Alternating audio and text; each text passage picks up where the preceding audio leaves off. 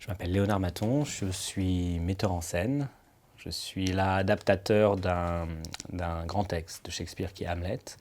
J'ai décidé de le monter en théâtre immersif. J'ai voulu réinventer un petit peu les choses juste pour poser la question, est-ce que les nouvelles générations peuvent être intéressées par une forme vivante de théâtre ?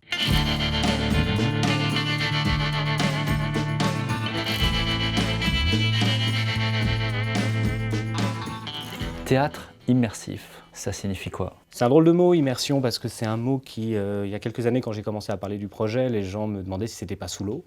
Et puis donc peu à peu, c'est venu dans la publicité, c'est venu à travers les escape games. Il y avait cette demande-là du public de recevoir des émotions de manière immédiate.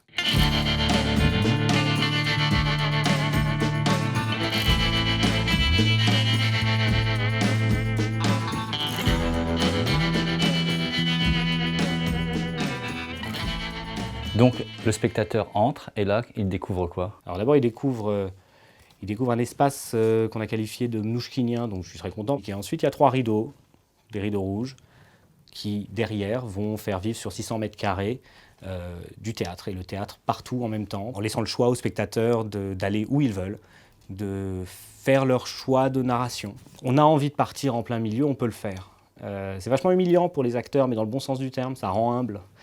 Au théâtre traditionnel aussi, on peut partir. Ouais, mais on est obligé de déranger tout le rang. Quand c'est avec Fabrice Lucchini, il nous insulte. Voilà, il y a quelque chose de beaucoup plus gênant. Et il n'y a pas de scène, l'acteur vient nez à nez dans les yeux du spectateur parfois. L'acteur vient nez à nez, les spectateurs parfois viennent nez à nez dans les yeux de l'acteur, ce qui est troublant pour un acteur parce qu'il n'a pas l'habitude, il a l'habitude d'avoir quand même souvent la distance. Et c'est vachement intéressant parce que ça rend l'acteur meilleur en fait.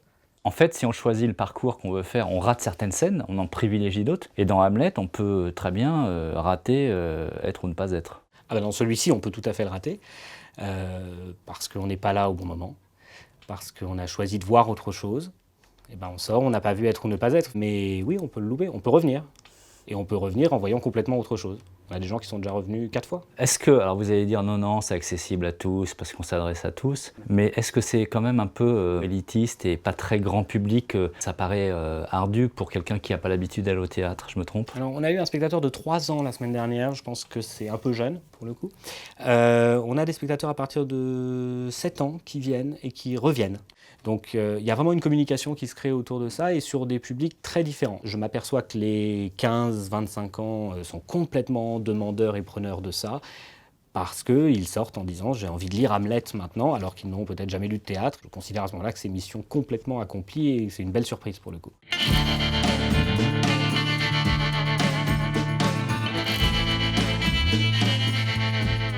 On peut pas filmer, vous voulez pas qu'on montre des vidéos de votre pièce?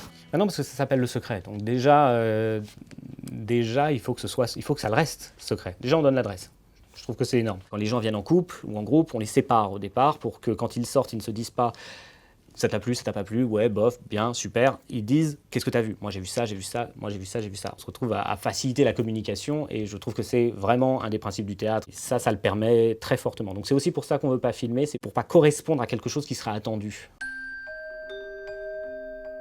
Donc il n'y a pas d'image vidéo, d'image animée, mais il y a très peu, quelques photos, 4 ou 5, les voici. C'est quoi alors? Décrivez. Alors ça, c'est un moment assez étrange et magnifique à la fois. C'est un moment où un personnage se maquille. Et il se maquille pendant 15 à 20 minutes quasiment. Et ça, c'est un truc qu'on ne peut jamais montrer au théâtre. Le silence est très mal reçu par le public. Et le fait de pouvoir entrer, sortir, revenir ou bien rester, fait qu'il y a certaines personnes qui restent pendant 15 minutes à regarder quelqu'un qui se maquille. J'imagine qu'ils trouvent ça beau. C'est une photo donc avec des spectateurs qui errent, qui passent un rideau, qui observent pour d'autres au fond. Ça, c'est donc une image de détail. Le détail est important parce que comme tout est visible par le public, les gens pouvant saisir ces objets, eh bien, il faut avoir cette dose de réalisme-là. L'étape d'après, c'est de tendre la tirade au spectateur pour qu'il la joue lui-même? Je suis pas sûr que ce soit mon truc, ça, par contre, l'interactivité. Par contre, c'est vrai que c'est une vraie question. L'interactivité peut être hyper immersive. Le théâtre subsistera, tandis qu'en effet, la forme immersive, elle est éphémère. L'adaptation d'Hamlet, elle perdurera sans doute pas. Hamlet perdurera.